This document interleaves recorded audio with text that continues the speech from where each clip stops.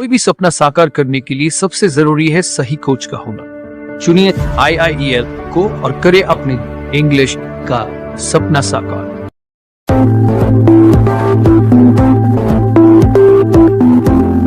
Assalamu alaikum wa rahmatullahi wa barakatuh.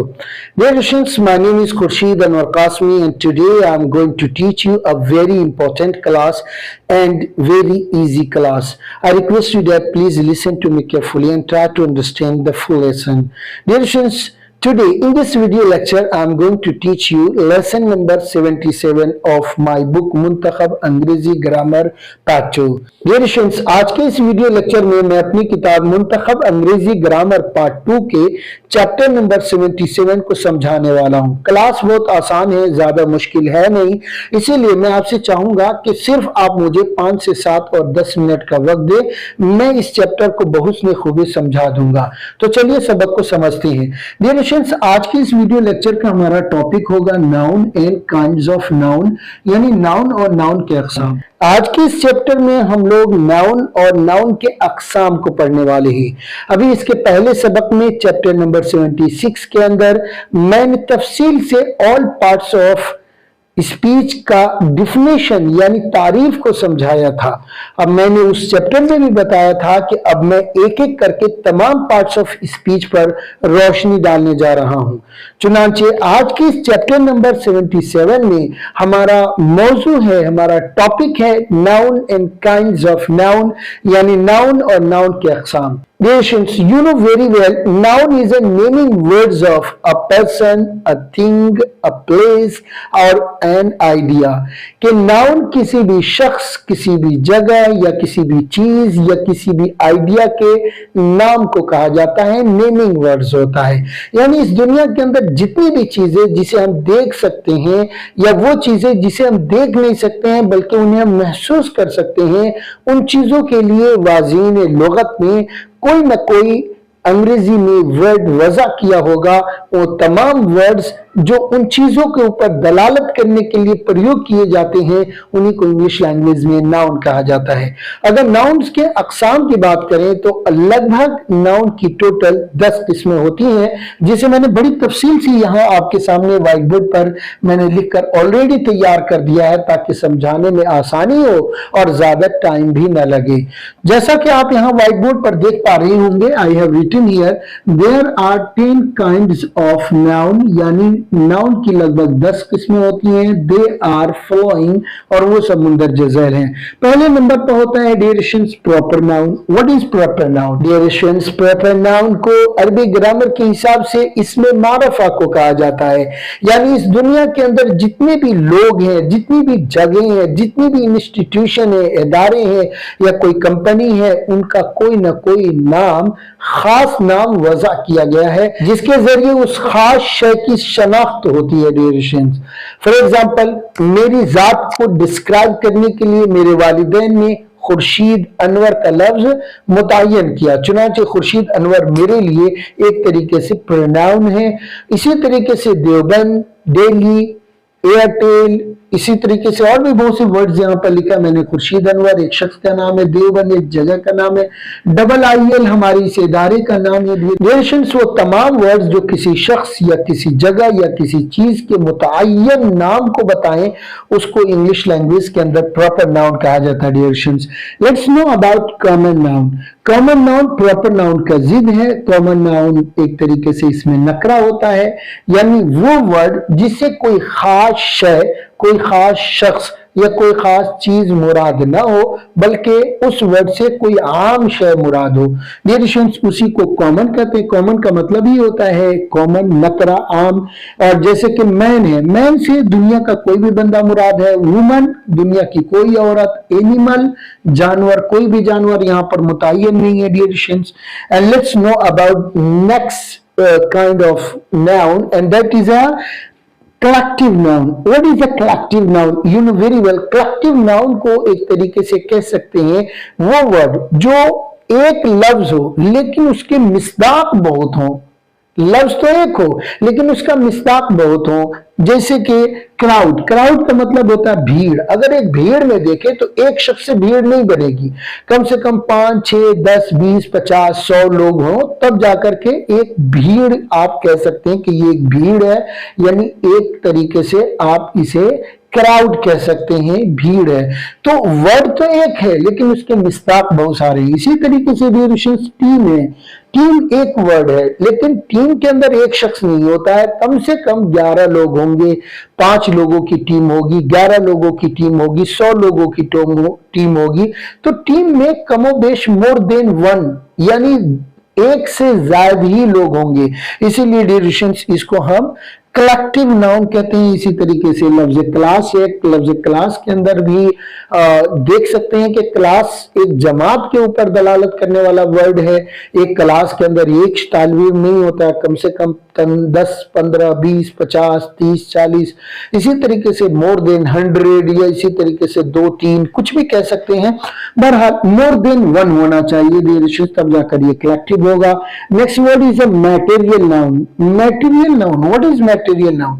Material noun वो word होते हैं जो किसी धातु को, जो किसी मादा को बताते हैं। फॉर एग्जाम्पल आयरन, आयरन लोहे को कहते हैं तो आयरन क्या होगा? मटेरियल नाउन होगा। वुड, लकड़ी को कहते हैं तो वुड क्या होगा? मटेरियल नाउन होगा, क्योंकि एक बढ़ई को अगर वुड दे दिया जाए, लकड़ी, तो वो तरह तरह की चीजें बना सकता है। एक लोहार को अगर लोहा दे दिया जाए तो वो तरह तरह के सामान बना सकता है। इसी तरीके से गोल्ड, सोना, एक सोनार को सोना दे दिया जाए या चांदी दे दी जाए तो उसे मुख्तलिफ किस्म की चीजें बना सकता है, क्योंकि ये सब क्या है? मटेरियल है। तो वो वर्ड्स जो मटेरियल को बताएं, जैसे कि gold, silver, wood, iron etcetera, ये सब वर्ड्स क्या कहलाएंगे डियरेशंस? एक तरीके से मटेरियल नाउन कहलाएंगे। Let's know about abstract noun. Abstract noun वो है जिन्हें सिर्फ महसूस कर सकते हैं, हम उन्हें देख नहीं सकते हैं। फॉर एग्जाम्पल आप कहते हैं ऑनेस्टी, ऑनेस्टी का मतलब ईमानदारी। पेन, दर्द, तो जो दर्द है आपके पेट में आप सिर्फ उसे महसूस कर सकते हैं, उसे देखा नहीं जा सकता है, ऑनेस्टी को नहीं देख सकते हैं। इसी तरीके से लव है, मोहब्बत, हेट, नफरत एटसेट्रा, बहुत सारे वर्ड्स है। काउंटेबल नाउन डियरेशंस, काउंट का मतलब होता है गिनना और एबल का मतलब लायक, यानी वो अस्मा जिन्हें हम गिन सकते हैं उसे काउंटेबल नाउन के ज़ैल में रखा जाता है, और वो अस्मा जिसे हम नहीं गिन सकते हैं उसे अनकाउंटेबल नाउन के ज़ैल में रखा जाता है। अनकाउंटेबल नाउन कौन से वर्ड्स हो सकते हैं? फॉर एग्जाम्पल वाटर, वाटर का मतलब पानी, पानी को हम गिन नहीं सकते हैं। राइस, चावल, इसे हम गिन नहीं सकते हैं। स्टार यानी सितारे, हम उसे गिन नहीं सकते हैं। हेयर यानी बाल, हम इसे गिन नहीं सकते हैं। अब आप ये कहेंगे कि सर एक बार 2 बाल 3 बाल को तो गिन सकते हैं। हाँ, अगर किसी खास जगह पर एक बाल पड़ा हुआ हो तो वही हेयर अब वो काउंटेबल नाउन हो जाएगा। ओके डियर स्टूडेंट्स, इसी तरीके से पानी को नहीं गिन सकते हैं, लेकिन आप कहते हैं 1 कप पानी, 1 गिलास पानी, 1 जग पानी, 1 बाल्टी पानी, 1 बकेट वाटर, तो इसको आप गिन सकते हैं। तो अगर इसे किसी बर्तन में रख दिया जाए और फिर उस बर्तन के नाम से इसको मौसूम करके बोला जाए तब तो हो सकता है डियर स्टूडेंट्स, लेकिन लफ्जे और बजाते खुद वाटर को नहीं गिना जा सकता है। आप ये कहिएगा कि चावल को तो मैं गिन सकता हूं, 2, 4, 5, 10 चावल हम गिन सकते हैं, नो प्रॉब्लम, लेकिन डियर स्टूडेंट्स इसको उर्फे आम में गिनने का रिवाज नहीं। तो वो तमाम चीजें जिसका रिवाज नहीं है गिनने का, जैसे आप एक दुकानदार के पास जाकर ये नहीं कहेंगे कि मुझे 1 चावल दे दो, 2 चावल दे दो, 3 चावल दे दो, या 5 करोड़ चावल दे दो, 1 लाख चावल दे दो, ऐसा तो आप नहीं मांगते हैं। ना आप ऐसे मांग सकते हैं, ना दुकानदार ऐसे दे सकता है। तो बहुत सी वो चीजें हैं जिसे गिने तो जा सकते हैं, लेकिन उसको उर्फे आम में गिनने का रिवाज नहीं है, वो सब के सब भी अनकाउंटेबल नाउन में चले जाएंगे। So you know very well कि काउंटेबल नाउन क्या होता है, अनकाउंटेबल नाउन क्या होता है, यहाँ पर मैंने लिखा है। जैसे बुक से इसे आप गिन सकते हैं, इसी तरीके से डियरेशंस पेन है, पेन को आप गिन सकते हैं। बॉय, लड़के को गिन सकते हैं, गर्ल को गिन सकते हैं। अनकाउंटेबल नाउन में देख लीजिए राइस, चावल, आप इसको गिना नहीं जाता है डियरेशंस। वाटर नहीं गिन सकते हैं, हेयर आप नहीं गिन सकते हैं। जितनी भी ऑयली चीजें होते हैं, जो बहने वाली चीजें होती हैं, सयाल, वो सब अनकाउंटेबल है। जो बहने वाली नहीं है तो वो देखेंगे कि उर्फ आम में इसको गिनने का सिस्टम है या नहीं है। अगर उसको गिनने का सिस्टम है, जैसे कि बनाना वगैरह, तो डियरेशंस इसको हम क्या करेंगे?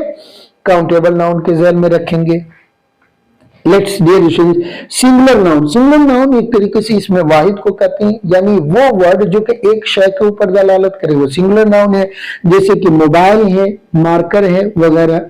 प्लूरल नाउन ये सिंगुलर नाउन का जिद है। फॉर एग्जांपल अगर बहुत से मोबाइल हैं यानी एक से ज्यादा मोबाइल है, वो वर्ड जो एक से ज्यादा वर्ड के ऊपर, एक से ज्यादा शय के ऊपर दलालत करता हो, यानी अंग्रेजी जबान का वो वर्ड जो कि एक से ज्यादा चीजों के ऊपर दलालत करता हो, वही प्लूरल नाउन हो जाएगा dear students. For example mobile को आपने मोबाइल्स कर दिया, मोबाइल से मुराद एक से ज्यादा मोबाइल, मार्कर को मार्कर्स कर दिया यानी एक से ज्यादा marker. Dear students, let's know about gerund and infinitive. Gerund और इन्फिनिटिव क्या होते हैं? ये वर्ब होते हैं, और जाहिर सी बात है कि वर्ब इसम तो हो नहीं सकता है, लेकिन बहुत से ऐसे मकामात आते हैं जहां पर हमें वर्ब को एज अ नाउन प्रयोग करना पड़ता है। तब हमें क्या करना पड़ेगा?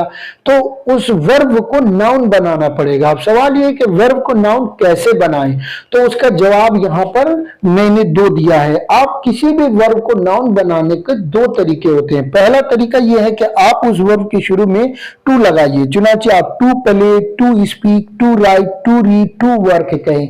अगर आप ऐसा करते हैं तो उस सूरत में वही वर्ब एक तरीके से नाउन हो जाएगा, लेकिन इसका नाम इंफिनिटिव होगा। इंफिनिटिव का मतलब मसदर होता है। ठीक है डियर स्टूडेंट्स, जिस तरीके से किसी वर्ब के शुरू में टू लगा करके उस वर्ब को नाउन बना लिया जाता है, उसी तरीके से किसी भी वर्ब के आखिर में हम आईएनजी लगा करके हम उस वर्ब को नाउन की शक्ल दे सकते हैं। चुनांचे प्ले से प्लेइंग, स्पीक से स्पीकिंग, रीड से रीडिंग, राइट से राइटिंग, लर्न से लर्निंग वगैरह। ये जो आईएनजी फॉर्म होते हैं ना, इनको इंग्लिश लैंग्वेज के अंदर जेरोंड कहा जाता है। अब अगर आपने किसी भी वर्ब के आखिर में आईएनजी डाल दिया और उसको आईएनजी फॉर्म में बना दिया, तो अब उसको चाहो तो किसी भी जुमले का मुब्तदा या खबर या इसी तरीके से फाइल या मफऊल या किसी जार का मजरूर बना सकते हैं।